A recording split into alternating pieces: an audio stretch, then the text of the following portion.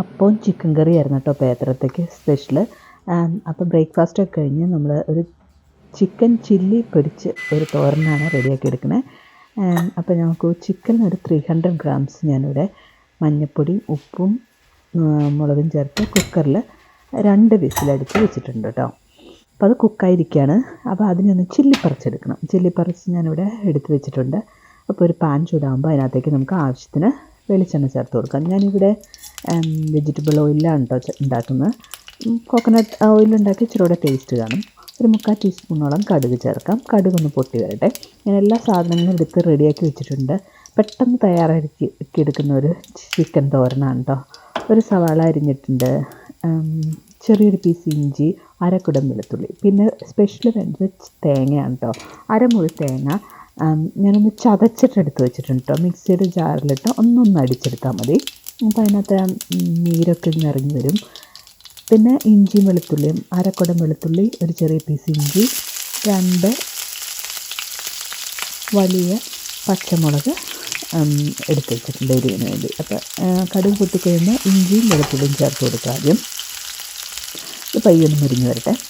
എല്ലാവർക്കും നമസ്കാരം, എല്ലാവർക്കും ജിയാൻ വ്ളോഗിലേക്ക് സ്വാഗതം. ഞാൻ പേത്രത്തേക്ക് സ്പെഷ്യലായിട്ട് ഉണ്ടാക്കിയതായിരുന്നു. എനിക്കിടാൻ സമയം കിട്ടിയില്ലായിരുന്നു.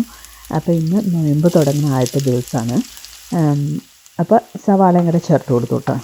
ഇനി ഞാൻ കുറച്ച് നാളത്തേക്ക് വെജിറ്റേറിയൻ ഡിഷുകളായിരിക്കും ഇടുന്നത് കേട്ടോ. അപ്പം നോയമ്പൊക്കെ നോക്കുന്നവർക്ക്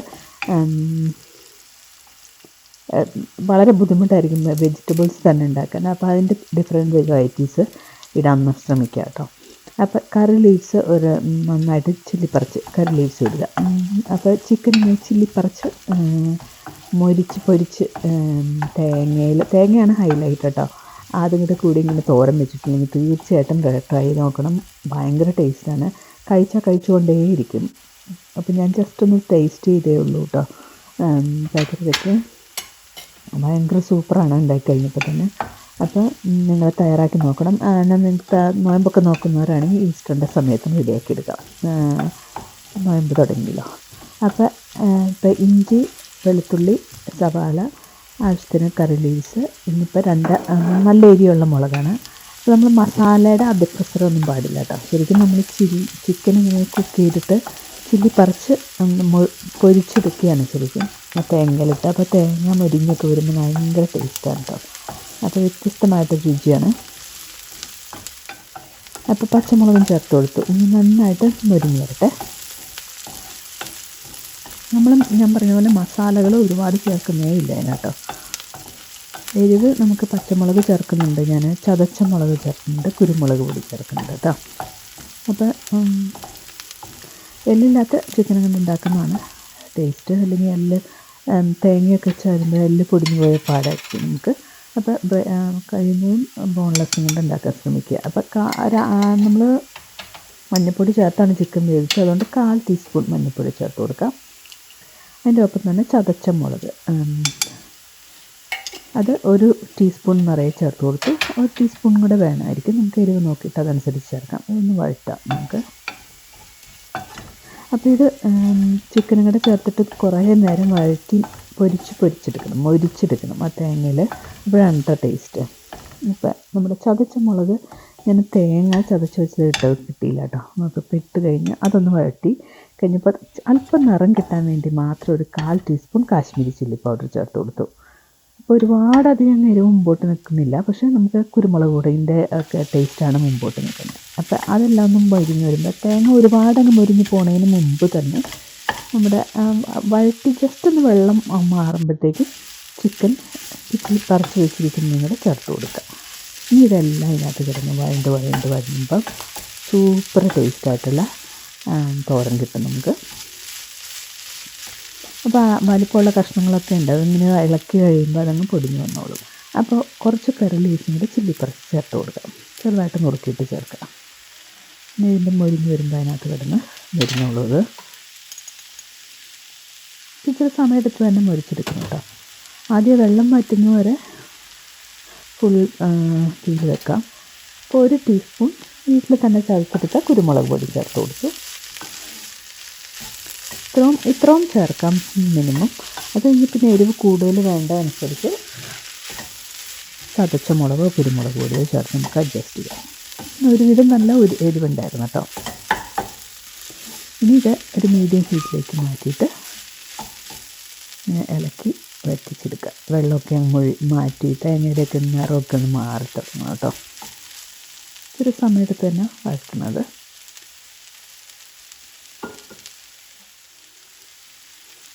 അപ്പം ഞാനൊരു ഒരു ടീസ്പൂണ് ചതച്ച കുരുമുളക് ചേർത്ത്, അപ്പം 1 ടീസ്പൂൺ കൊണ്ട് ചേർത്തു കേട്ടോ. എരിവ് ഇച്ചിരി കുറവുണ്ടായിരുന്നു.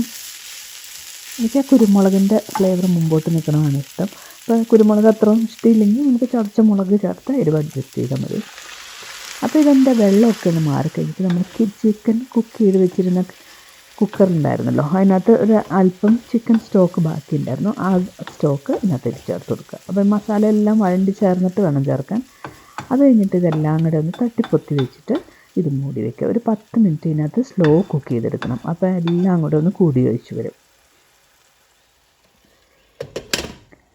10 മിനിറ്റ് കൊടുക്കാം നമുക്ക്. അപ്പോൾ ഇടയ്ക്കൊന്ന് ഇളക്കി കൊടുക്കണം കേട്ടോ. നമുക്കിപ്പോൾ വെള്ളം ഏകദേശം വറ്റിയിട്ടുണ്ട്. ഇനി ഇത് തുറന്ന് വെച്ച് ഈ വെള്ളം മുഴുവൻ വറ്റിച്ചെടുക്കണം. അപ്പോൾ ആദ്യം ഒന്ന് വെള്ളം വറ്റിയതാണ്. പിന്നെ ചിക്കൻ സ്റ്റോക്കും കൂടെ കൂടി ചേർന്ന് ഫ്ലേവർ എല്ലാം കൂടെ ഒന്ന് കൂടി വരട്ടെ. ഇനി ഇത് ഫുള്ള് വെള്ളം വറ്റിച്ചെടുക്കണം നമുക്ക്. ഇനി ഇത്ര ഹൈ ഫ്ലെയിമിൽ വെച്ചിട്ട് വെള്ളം വറ്റിച്ചെടുക്കാം. വലിയ കഷ്ണങ്ങളൊക്കെ ഉണ്ടെങ്കിൽ ഒന്ന് ഉടച്ചു കൊടുക്കാം. അപ്പോൾ നിങ്ങൾ തയ്യാറാക്കി നോക്കിയിട്ടില്ലെങ്കിൽ തീർച്ചയായിട്ടും തയ്യാറാക്കി നോക്കണം കേട്ടോ. അത് ഇഷ്ടപ്പെടുന്നെങ്കിൽ ലൈക്ക് ചെയ്യാനും ഷെയർ ചെയ്യാനൊന്നും മറക്കല്ലേ.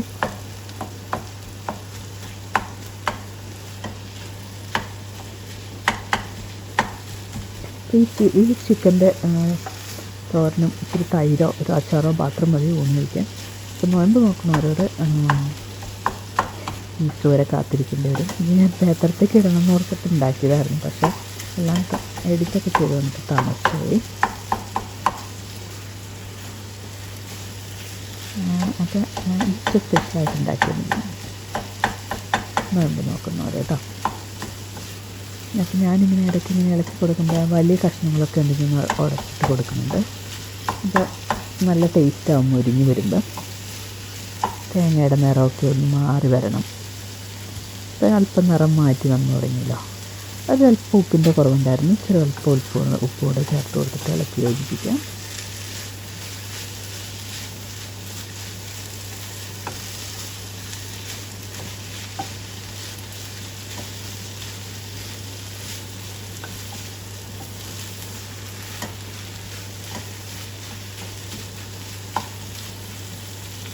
ടേസ്റ്റ് നോക്കട്ടെ കേട്ടോ. ആ തേങ്ങയ്ക്കാണ് സൂപ്പർ ടേസ്റ്റ്. ചിക്കൻ കഷ്ണങ്ങളെക്കാളും അതിൻ്റെ ഫ്ലേവർ എല്ലാം കൂടെ ഒന്ന് നല്ല സൂപ്പർ ടേസ്റ്റ്, നല്ല അടിപൊളി മണം. അതുപോലെ തേങ്ങ ഒന്ന് ഒതുക്കിയിട്ട് അതുപോലെ ഒന്ന് ചതച്ചിട്ട് ചേർക്കാനും ശ്രമിക്കണേ. അപ്പോൾ അതിൻ്റെ ഫ്ലേവർ നീരൊക്കെ അങ്ങ് ഇറങ്ങുമ്പോഴത്തേക്ക് അപ്പോൾ വഴണ്ട് കിട്ടാനും എളുപ്പമുണ്ട്. ഞാനിത് തോരനിങ്ങനെ ഉണ്ടാക്കിയെടുത്തുകൊണ്ടിരിക്കുമ്പോഴത്തേനും കുറച്ച് തിന്നാൻ തുടങ്ങി കേട്ടോ. ആ ടേസ്റ്റ് കാരണം നമ്മൾ അറിയാതെ കഴിച്ചു പോകും. പിന്നെ നമുക്ക് സാൻഡ്വിച്ചിന് ഫില്ലിങ്ങൊക്കെ ആയിട്ട് വെക്കാനും നല്ലതാണ് കേട്ടോ. ആപ്പിളൊക്കെ വെക്കാനും നല്ലതാണ്. അതിപ്പോൾ ചോറിന് വേണ്ടിയാണ് റെഡിയാക്കി എടുക്കുന്നത്.